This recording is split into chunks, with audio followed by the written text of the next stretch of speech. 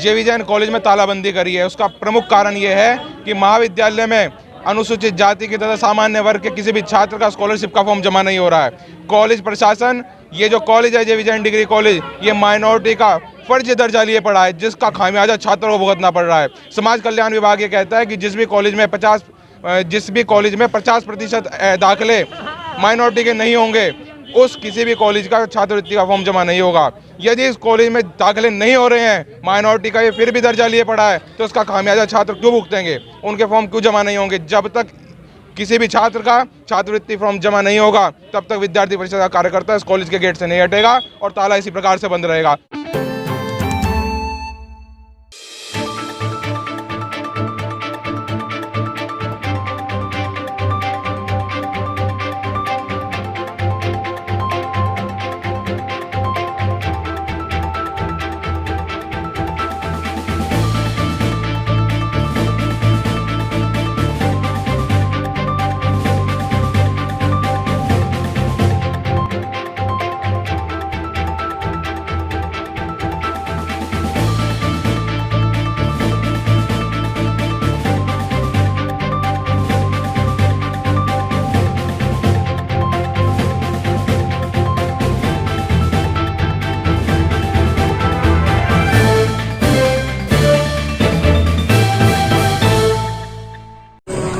आज मैं अभी यहाँ से गुजर रहा था तो आप दुर्भाग्य देखिए इस देश का, विडंबना देखिए इस देश की कि कोरोना काल चल रहा है।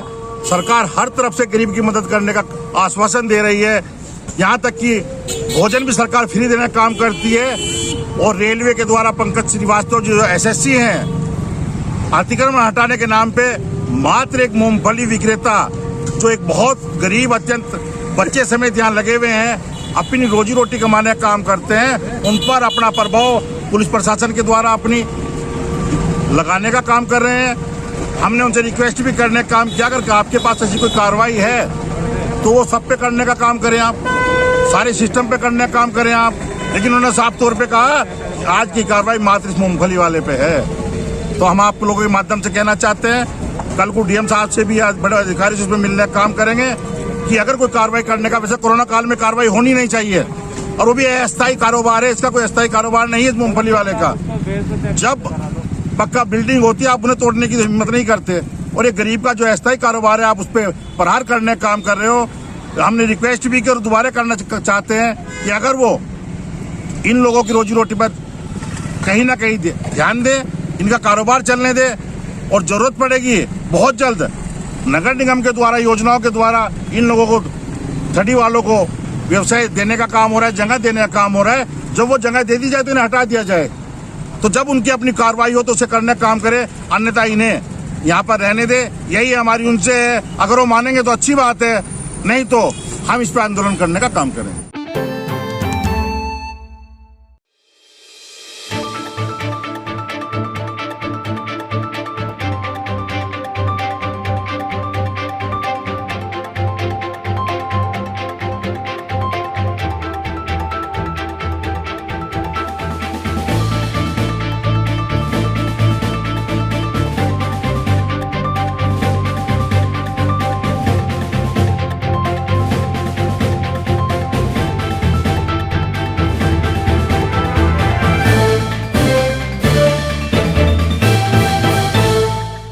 जो खनन माफियाओं ने कुर्डीखेड़ा गांव में गुंडई की, जिसके खिलाफ हम आज DM साहब से और कप्तान साहब से मिलने के लिए आए थे, और सब लोग कुर्डीखेड़ा गांव से है और हम उनकी गुंडई नहीं चलने देंगे।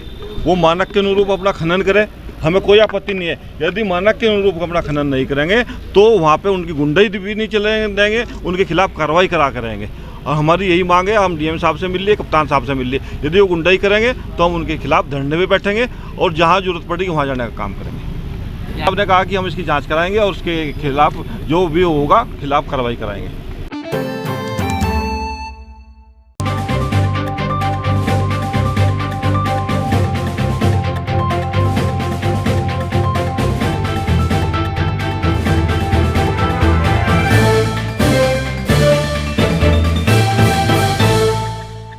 जयपाल सिंह क्या मामला है? प्रांत कार्याध्यक्ष विश्व हिंदू परिषद मेरठ प्रांत। आज गोटे शाह के मोहल्ले में एक बहुत प्राचीन शिव मंदिर है, उसी का विवाद बहुत समय से चला आ रहा है। वो उसका ताला बंद कुछ अवांछित तत्वों ने कर दिया था और उसमें पूजा अर्चना भी नहीं हो रही थी। तो विश्व हिंदू परिषद ने एक ज्ञापन दिया था पहले भी माननीय डीएम महोदय को कि उसका ताला खुलवाया जाए और वहाँ पर हिंदू समाज को पूजा अर्चना करने की अनुमति दी जाए। तो आज उसी संबंध में मिले हैं, तो डीएम साहब ने एसडीएम सदर को भेज दिया है। वो विवाद समाप्त हो गया है और एसडीएम महोदय वहाँ पर ताला खुलवाने के लिए गए हैं और उसका ताला खुलवा करके उसकी चाबी हमें दे देंगे।